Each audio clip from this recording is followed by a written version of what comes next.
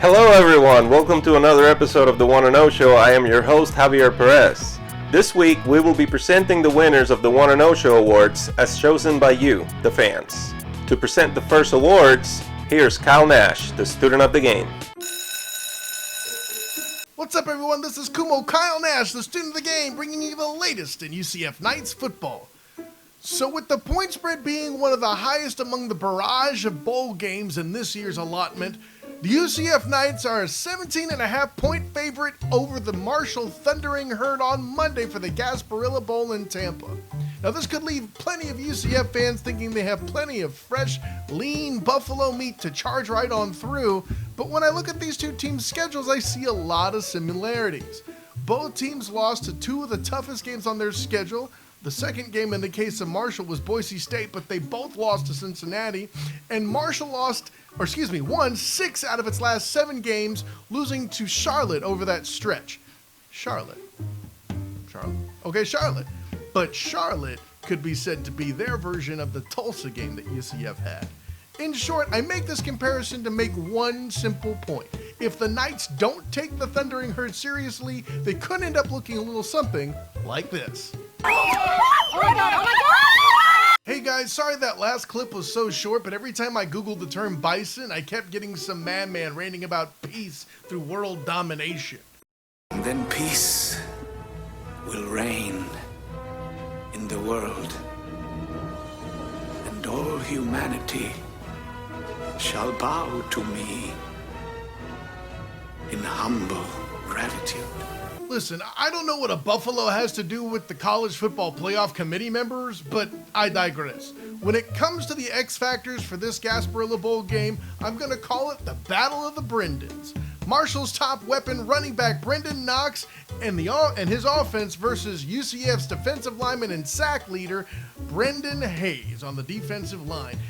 The Thundering Herd's quarterback, Isaiah Green, has posted 2,265 yards passing in 2019, but he's also posted 14 touchdowns and 9 interceptions. This means that Knox's 1,284 yards rushing with 11 touchdowns on the ground is far greater a breadwinner for their head coach, Doc Holliday? What? I'm your huckleberry. Okay, that's pretty cool. But, all right, anyway. So, in summary, if Knox turns out to be the huckleberry for B. Hayes, Nate Evans, and that defense successfully, and keep Josh Heupel's offense off the field and allow Marshall to control the clock, we may truly have a shootout. Don't know if that'll happen, but hey, who doesn't like a few puns for the movie Tombstone, am I right? Anyway, so without any further ado, the 1-0 Show defensive and offensive players are upcoming while I sign off here. So check those out, and thanks for voting, guys.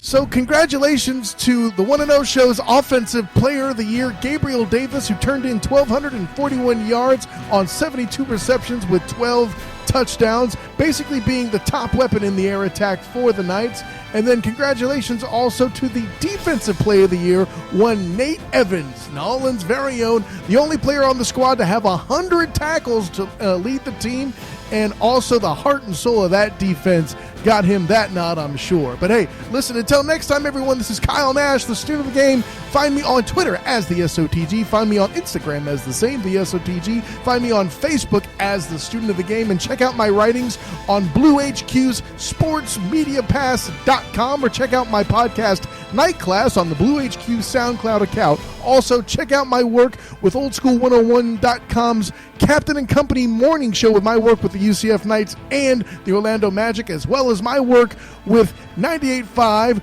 The Wire. Find them online at thewire985.com. But until next time, everyone, class dismissed. Thanks, Kyle.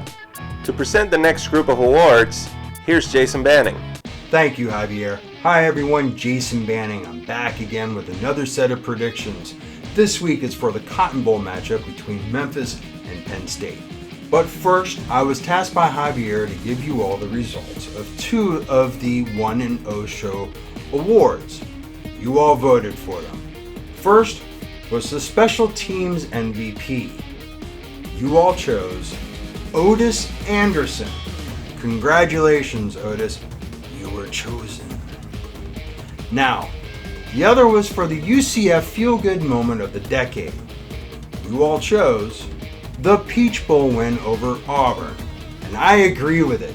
I was there, like the rest of you and the best of you, tailgating, freezing my butt off, running around after a few beverages trying to catch snow flurries on my tongue.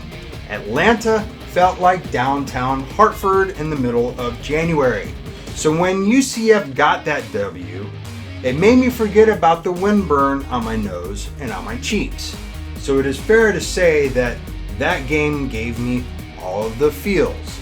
In fact, that whole trip gave me all of the feels.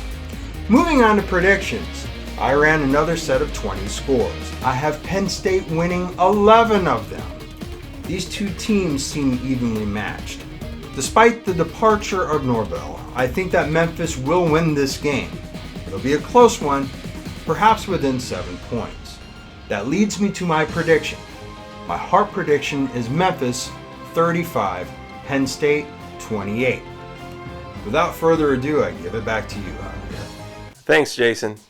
Now I have the pleasure to announce the remaining 2 awards of the night. The award for 2019 MVP goes to Dylan Gabriel. Dylan had an incredible freshman season. He passed Ryan Schneider to become the school's all-time freshman single-season passing leader and cemented himself as a leader on the field. Congratulations, Dylan.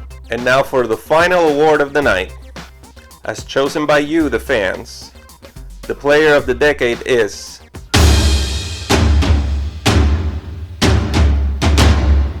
Mackenzie Milton.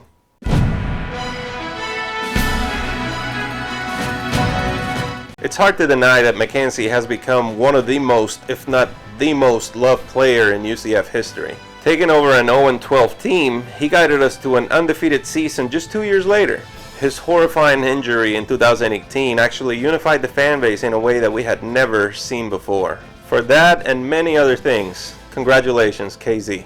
Thank you all for watching. Don't forget our Knights take on the Marshall Thundering Herd this coming Monday at 2:30 p.m. in the Gasparilla Bowl. And tune in next week for another episode of the 1-0 Show. Go Knights!